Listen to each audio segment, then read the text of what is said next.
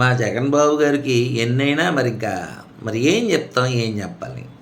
అయ్యా మీకు మళ్ళీ సీఎం అవ్వాలని ఉంది, మేము కాదనం, ప్రజలు ఓటేస్తే మీరు అయిపోతారు. కానీ ఓటు వేయాలంటే మీరు కొన్ని గుర్తెట్టుకోవాలి కదా సార్.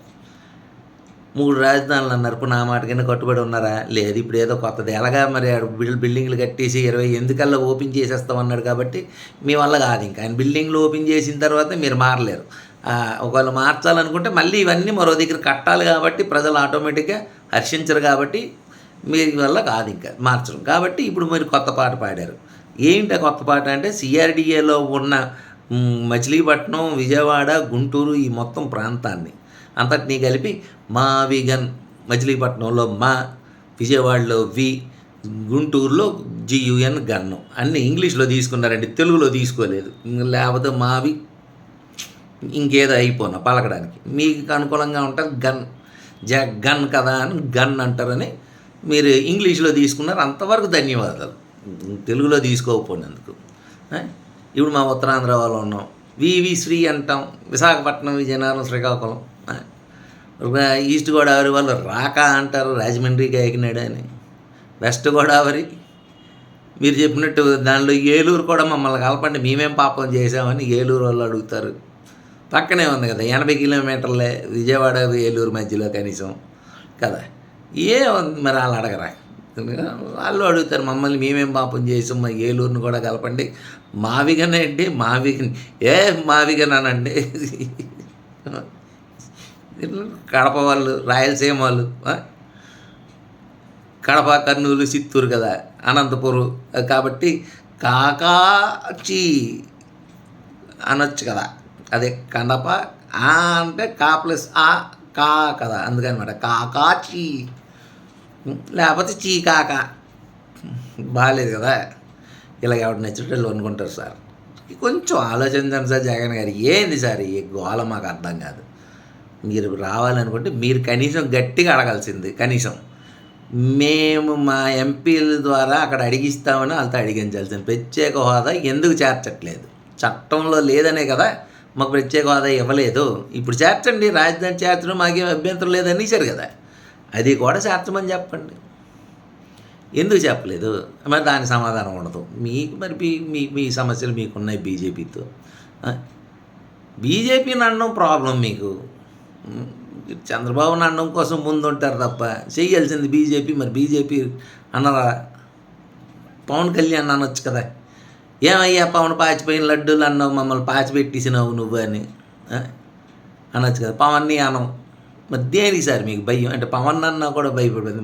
అంటే పవన్ గారికి మన నిర్మలా గారి భర్త,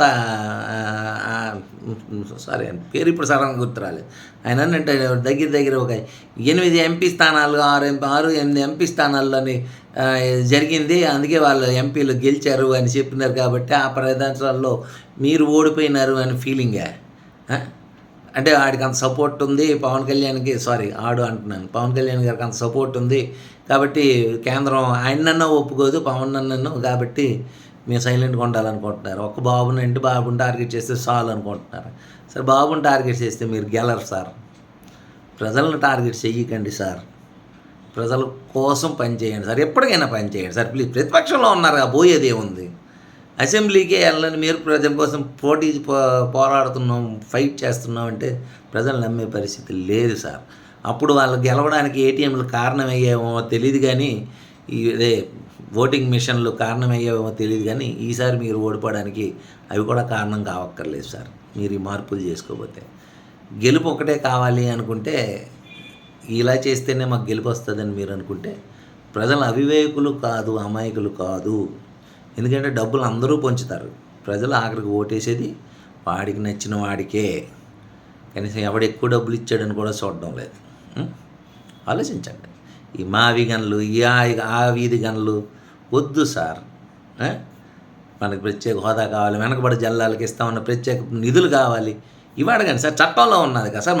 మీ కడప స్టీల్ ప్లాంట్ సార్, మీ కడప స్టీల్ ప్లాంట్ సార్, దాని గురించి ఏం మాట్లాడరు సార్. మీ కడప స్టీల్ ప్లాంట్ ఇస్తామన్నారు కదా సార్, అడిగారా సార్?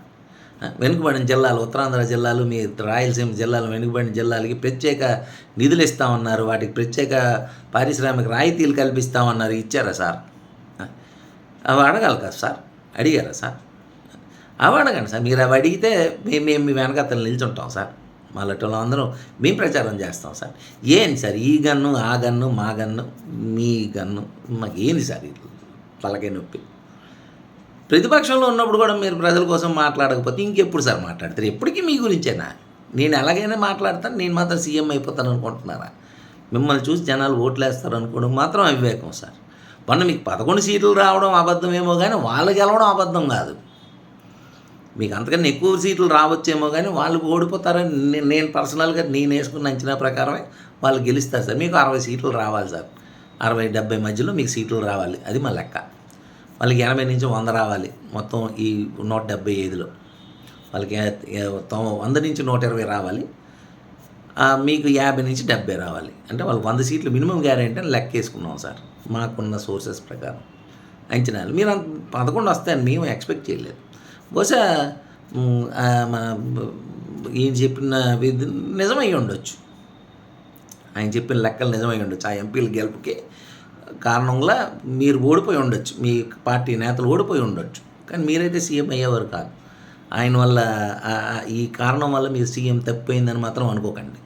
మీకు ఆ 40-50 సీట్లు తప్పిపోయేవి అంతే. ఇప్పుడైనా మారండి, ఆలోచించండి, క్యాలిక్యులేషన్ వేసుకోండి. కనీసం బయట కూర్చున్న మాట తెలుస్తుంది, ఎక్కడ తప్పు జరుగుతుంది, ఏం జరుగుతుందని. రాజకీయాల్లో ఉన్నారు, మీకు తెలీదా సార్? అంత చిన్నోళ్ళ మీరు? మాకంటే రాజకీయాల్లో కొత్త. మాకు అసలు అందరూ ఎంపీలు కూడా కాము, ఎమ్మెల్యేలు కాము, కనీసం పోటీ చేయడానికి కూడా పనికిరాము. మమ్మల్ని ఎవడు గుర్తించడు. నా వెనక డబ్బు ఉందా లేదా, నాకు పెద్ద పేరు ఉందా అని చూస్తారు తప్ప నా మొహం చూసి ఓటేస్తారా సార్?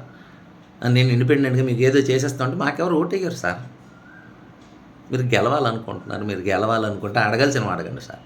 ప్రత్యేక హోదా అడగండి సార్, ఎందుకు ఇవ్వలేదని అడగండి సార్. ఇప్పుడైనా పోరాడండి సార్, దానికోసం మళ్ళీ బిల్లు పెట్టమన్నాడు సార్. ఉత్తరాంధ్రకి ఇస్తామని చట్టం గురించి ఫైట్ చేస్తే చాలు సార్, మీరు మళ్ళీ గెలుపు ఖాయం. ఆంధ్ర రాష్ట్ర అవతరణ కోసం చేసిన చట్టం ఏదైతే ఉందో, పునర్వ్యవస్థీకరణ బిల్లు, ఆ చట్టం ఏదైతే ఉందో ఆ చట్టంలో ఇచ్చిన మన హక్కుల కోసం పోరాడితే చాలు సార్. తెలంగాణలో బతిమాలుకున్నారు, ఏందయ్యా వాళ్ళ గురించి మీరు మాట్లాడతారు, మా గురించి ఏందయ్యా, మా సంగతి ఏందయ్యా, పాప ఎంపీలు గోల్ పెట్టారు సార్. మీ ఎంపీలు ఏం చేశారు సార్? ఆలోచించాలి సార్. మీరు గెలవాలి అనుకుంటే మీరే ఆలోచించుకోండి. మేమేముంది, మైక్ ఉంది, ఫోన్ ఉంది, 4 మాటలు మాట్లాడతాం. జనానికి నచ్చితే చూస్తారు, కుదిరితే 4 లైకులు కొడతారు, అంతే.